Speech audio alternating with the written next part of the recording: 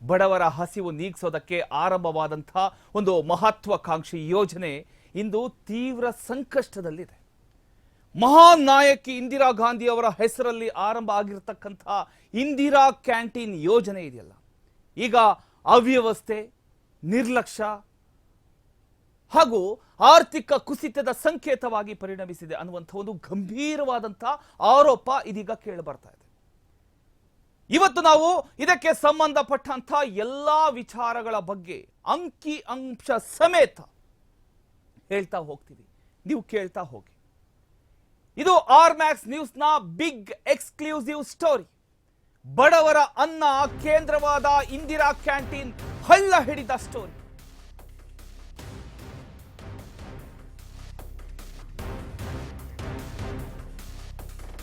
S, ಬಡವರ ಅನ್ನ ಕೇಂದ್ರವಾದ Indira canteen ಹಳ್ಳ ಹಿಡಿದಿರತಕ್ಕಂತ ಸ್ಟೋರಿ ಇದು ಆರ್ ಮ್ಯಾಕ್ಸ್ ನ್ಯೂಸ್ ನ ಬಿಗ್ ಎಕ್ಸ್ಕ್ಲೂಸಿವ್. ಇದು ಇಂದಿರಾ ಗಾಂಧಿ ಹೆಸರಲ್ಲಿ ಆರಂಭ ಆಗಿರತಕ್ಕಂತಹ ಉಪಹಾರ ಗೃಹದ ಕಥೆ ಹಾಗೂ ವ್ಯಥೆ. ದಿನಗೂಲಿ ಕಾರ್ಮಿಕರು, ಆಟೋ ಚಾಲಕರು, ಬಡ ಜನರ ಅನ್ನಕ್ಕೆ ಕಲ್ಲು ಬಿದ್ದಂತ ಕಥೆ. ಹೆಸರು ಇಂದಿರಾ, ಆದ್ರೆ ಸೇವೆ ಮಾತ್ರ ನಿರಾಸೆ. ಆರ್ ಮ್ಯಾಕ್ಸ್ ನ್ಯೂಸ್ ನಲ್ಲಿ ಇಂದಿರಾ ಕ್ಯಾಂಟೀನ್ ಅವ್ಯವಸ್ಥೆಯ ಇಂಚಿಂಚು ಮಾಹಿತಿಯನ್ನ ನಾವಿವತ್ತು ಹೇಳೋದಕ್ಕೆ ಹೊರಟಿದ್ದೀವಿ.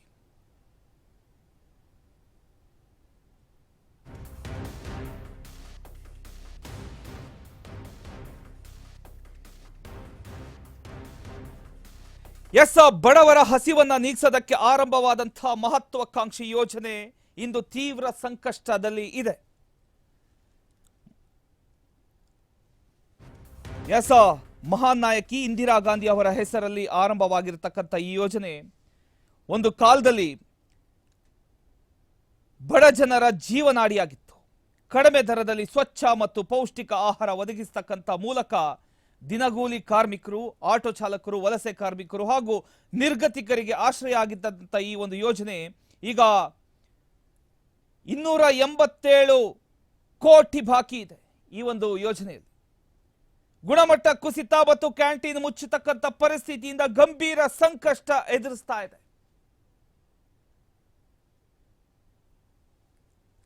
ಬಡವರ ಹಸಿವನ್ನ ನೀಗಿಸೋದಕ್ಕೆ ಹಾಗೂ ನಗರ ಪ್ರದೇಶದ ದುಡಿತಕ್ಕಂಥ ವರ್ಗಕ್ಕೆ ಕಡಿಮೆ ದರದಲ್ಲಿ ಸ್ವಚ್ಛ ಹಾಗೂ ಪೌಷ್ಟಿಕ ಆಹಾರ ಒದಗಿಸೋದಕ್ಕೆ ಆರಂಭಗೊಂಡಂತಹ ಇಂದಿರಾ ಕ್ಯಾಂಟೀನ್ ಇದು. ಇತ್ತೀಚಿನ ದಿನಗಳಲ್ಲಿ ಅವ್ಯವಸ್ಥೆ, ನಿರ್ಲಕ್ಷ್ಯದ ಆರೋಪಗಳು ಒಂದ ಎರಡ ಎಲ್ಲ ವಿಚಾರದಲ್ಲೂ ಈ ಇಂದಿರಾ ಕ್ಯಾಂಟೀನ್ ಸುದ್ದಿಯಲ್ಲಿದೆ. ಬೆಂಗಳೂರು ಸೇರಿದಂತೆ ರಾಜ್ಯದ ಹಲವು ನಗರಗಳಲ್ಲಿ ಇಂದಿರಾ ಕ್ಯಾಂಟೀನ್ಗಳಲ್ಲಿ ಸಮಯಕ್ಕೆ ಆಹಾರ ಸಿಗ್ತಾ ಇಲ್ಲ. ಸ್ವಚ್ಛತೆ ಕೊರತೆ ಇದೆ. ಸಿಬ್ಬಂದಿ ಅಭಾವ ಪ್ರಮುಖ ಸಮಸ್ಯೆಗಳಾಗಿ ಬೆಳಕಿಗೆ ಬಂದಿದೆ. ಕೆಲವೆಡೆ ಕ್ಯಾಂಟೀನ್ಗಳು ತೆರೆದಿದ್ರೂ ಕೂಡ ಆಹಾರ ಅನ್ನೋದೇ ಸಿಗ್ತಾ ಇಲ್ಲ. ಇನ್ನು ಕೆಲವೆಡೆ ಸಂಪೂರ್ಣ ಮುಚ್ಚಿರ್ತಕ್ಕಂಥ ಘಟನೆಗಳು ವರದಿಯಾಗಿದೆ. ಇದು ದಿನಗೂಲಿ ಕಾರ್ಮಿಕರು, ಆಟೋ ಚಾಲಕರು ಅಂಡ್ ಬಡ ಜನರು ಯಾರ್ಯಾರಿದ್ದಾರೋ, ಅಂದ್ರೆ ನಾರ್ಮಲ್ ಹೋಟ್ಲಿಗೆ ಹೋಗಿ ದುಡ್ಡು ಕೊಟ್ಟು ತಿನ್ನೋದಕ್ಕೆ ಕಷ್ಟ ಆಗುತ್ತೆ ಅಂಥವರಿಗೆ ಅಂತ ಎಲ್ಲೋ ಒಂದು ಕಡೆ ಸರ್ಕಾರ ಮಾಡಿರ್ತಕ್ಕಂಥದ್ದು ಇಂದಿರಾ ಕ್ಯಾಂಟೀನ್. ಇಂದಿರಾ ಗಾಂಧಿ ಅವರ ಹೆಸರನ್ನ ಇಟ್ಟು ಸರ್ಕಾರ ಇಂದಿರಾ ಕ್ಯಾಂಟೀನ್ ಅಂತ ಮಾಡ್ತು. ಓಕೆ, ಫೈನ್, ವೆಲ್, ಹೆಮ್ಮೆ ಪಡ್ತಕ್ಕಂಥ ವಿಚಾರ. ಆದ್ರೆ ಆ ಇಂದಿರಾ ಕ್ಯಾಂಟೀನ್ ಸರಿಯಾಗಿ ನಡೆಸಬೇಕಲ್ವಾ? ಅದರಲ್ಲೂ ಕೂಡ ಈ ರೀತಿ ಮಾಡ್ತಕ್ಕಂಥದ್ದ ಭಾರಿ ಅನ್ಯಾಯ. ಇಂದಿರಾ ಗಾಂಧಿ ಅವರು ಬಡವರ ಪರ ಕಾಳಜಿ ಹೊಂದಿರತಕ್ಕಂಥ ನಾಯಕಿಯಾಗಿ ಗುರುತಿಸಿಕೊಂಡಿದ್ರು. ಅವರ ಹೆಸರಲ್ಲಿ ಆರಂಭಗೊಂಡಂಥ ಯೋಜನೆಗಳು ಕೂಡ ಅದೇ ಮಟ್ಟದ ಗೌರವ ಹಾಗೂ ಸೇವೆಯನ್ನ ನೀಡಬೇಕು ಅನ್ನೋದು ಸಾರ್ವಜನಿಕರ ನಿರೀಕ್ಷೆ ಆಗಿತ್ತು. ಆದರೆ ಇತ್ತೀಚಿನ ಅವ್ಯವಸ್ಥೆಗಳು, ಈ ಮಹತ್ವಾಕಾಂಕ್ಷಿ ಯೋಜನೆಯ ಮೂಲ ಉದ್ದೇಶವೇ ಮಸುಕಾಗ್ತಿರ್ತ ಹಾಗೆ ಕಾಣಿಸ್ತಾ ಇದೆ, ಮಸುಕಾಗ್ಬಿಟ್ಟಿದೆ ಅಂತ. ಹೆಸರು ಮಾತ್ರ ಇಂದಿರಾ, ಆದರೆ ಸೇವೆ ಏನೂ ಇಲ್ಲ. ಸಾರ್ವಜನಿಕರು ಕ್ಯಾಂಟೀನ್ಗಳಲ್ಲಿ ಗುಣಮಟ್ಟ ಮತ್ತು ಸ್ವಚ್ಛತೆ ಸುಧಾರಿಸೋದಕ್ಕೆ ಸರ್ಕಾರ ತಕ್ಷಣ ಕ್ರಮ ಕೈಗೊಳ್ಳಬೇಕು ಅಂತ ಒತ್ತಾಯಿಸುತ್ತಿದ್ದಾರೆ. ನಿಯಮಿತ ಮೇಲ್ವಿಚಾರಣೆ, ಸಮರ್ಪಕ ಸಿಬ್ಬಂದಿ ನೇಮಕ ಹಾಗೂ ಗುಣಮಟ್ಟದ ಆಹಾರ ಒದಗಿಸತಕ್ಕಂಥ ಕ್ರಮಗಳನ್ನು ಜಾರಿಗೆ ತರದಿದ್ರೆ ಯೋಜನೆಯ ಮೇಲಿನ ಜನರ ವಿಶ್ವಾಸ ಸಂಪೂರ್ಣವಾಗಿ ಕುಸಿತಕ್ಕಂಥ ಸಾಧ್ಯತೆಗಳು ಇದೆ. ಇನ್ನು ಎಲ್ಲ ಒಂದೊಂದೇ ಮುಚ್ಕೊಂಡು ಹೋಗುತ್ತೆ. ಏನು ಪ್ರಯೋಜನ? ನೀವು ಇಂದಿರಾ ಕ್ಯಾಂಟೀನ್ ಹತ್ರ ಹೋಗಬೇಕು ಅಲ್ಲ, ಬಡವರು ಕೂಡ ಹೋಗೋದಕ್ಕೆ ಬೇಜಾರಾಗ್ತಾರೆ. ಒಂದು ನೀಟ್ನೆಸ್ ಇಲ್ಲ ಅಲ್ಲ, ಬಡವರು ಆದರೂ ಕೂಡ ನೀಟ್ನೆಸ್ ಇಂಪಾರ್ಟೆಂಟ್ ಅಲ್ವಾ? ಬಡವರು ಅಂದ ಮಾತ್ರಕ್ಕೆ ಅವ್ರ ಹತ್ರ ದುಡ್ಡಿಲ್ಲ ಅಂದ ಮಾತ್ರಕ್ಕೆ ಹೆಂಗಂದ್ರೆ ಹಂಗೆ ಇಟ್ಕೊಂಡ್ಬಿಡೋದ? ಒಂದು ವ್ಯವಸ್ಥೆ ಬೇಡವಾ?